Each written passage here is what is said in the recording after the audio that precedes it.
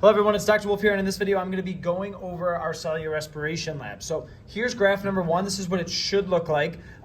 Some feedback I want to just give is make sure that you have your axes labeled with units, and then for your scale, one thing I've been noticing is some students will do like 120 to 0, and then all of a sudden it looks like just like the same straight line. So especially in this case, I mean, this is the cellular respiration of a plant, so they're doing cellular respiration, just not a ton. So, we're looking for the tiniest differences in pressure to be able to compare the differences in cellular respiration. So I did mine from 101 to 98. Technically, you could have gone from 101 to 99 too. All right. So let's try to figure out what's going on here. We could look at the slope and say like, hey, this is a steeper slope. This is a steeper slope. We could also confirm it mathematically. So you guys needed to calculate the slope for letter A for that first graph. So general equation for slope, you got your number. Here's the thing that's important to remember is, did you have your units of pressure over minutes in this case? All right, so for B, explain how the variable you are measuring shows how cellular respiration is occurring or not occurring. All right, so we know that in cellular respiration, oxygen, all right, should be going down, but we don't have an oxygen sensor, all right? CO2 should be going up. Remember, that gets eaten up by that KOH, so it's essentially just the oxygen going down. That's where we can use our equation PV equals nRT, where the volume in our chamber stayed the same, R is literally a constant, and the temperature should be the same, all right? So then, if my oxygen is going down, the number of molecules, my pressure should be going down. All right, so by measuring pressure, that's measuring the oxygen, all right, and then oxygen being consumed, because that is a reactant of cellular respiration. Notice those kind of three things, right? Like pressure, how that relates to oxygen, how oxygen relates to cellular respiration, all right? So now it's like, okay, so we know that more oxygen is being consumed by the warmish peas. Why?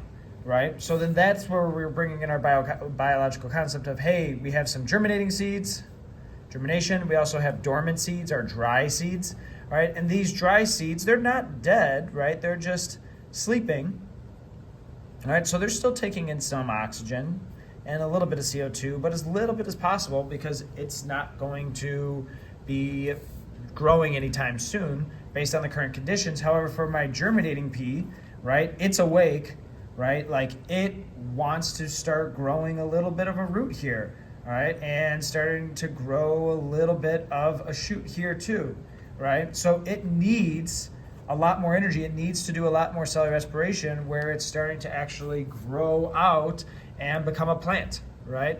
That's the reason why it needs to do more cellular respiration. Okay, so now let's look at our second graph, all right, where we have our cold peas right here, our kind of warmish peas, right, room temperature, and then the warmer peas in the yellow right here, all right?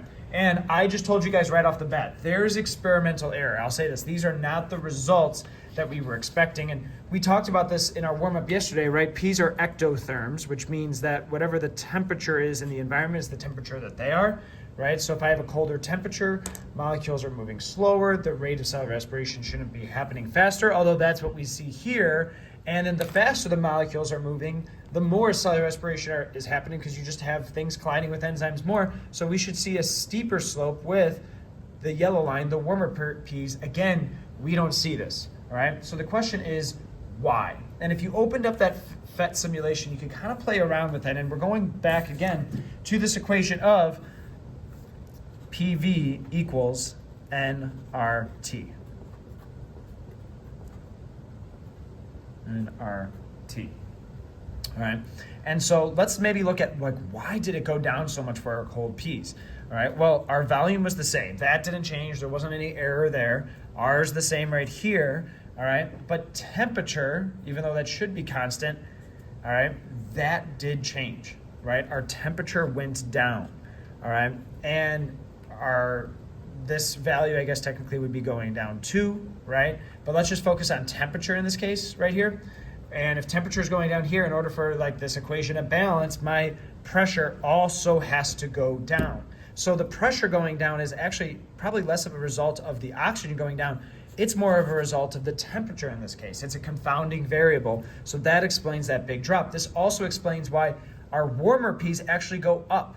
All right, for our third period, folks, I actually had students put their container in a beaker filled with warm water that was in the microwave, right? So there's a lot of warm temperature kind of radiating out into the air where the P's are. So if that's the case, same exact thing, right? Yeah, like this oxygen's still being consumed. It's not like cellular respiration is not happening, but the temperature is going up. So it kind of just counteracts anything that's happening right here. We could ignore that for now. So if temperature goes up, pressure goes up, that's exactly what we see here. All right, now the reason why it might be going down is maybe it's actually doing a lot of cellular respiration and that end starts to get bigger, the amount of oxygen that's consumed. Either way, right, we don't have a constant here. We have these two confounding variables. So we really can't really make any determinations from this graph. However, this is, I think, great practice at looking at experimental error, right? Now, there's other things that of error that could have happened in this experiment too, right? Think about you adding that KOH to the cannonball, right? And in the original experiment, it was 10 drops, all right? Think about why would I have maybe changed it to 4 drops, right? I'll say that probably helped out our experiment. All right, so why would this be experimental error? All right, something else to think about.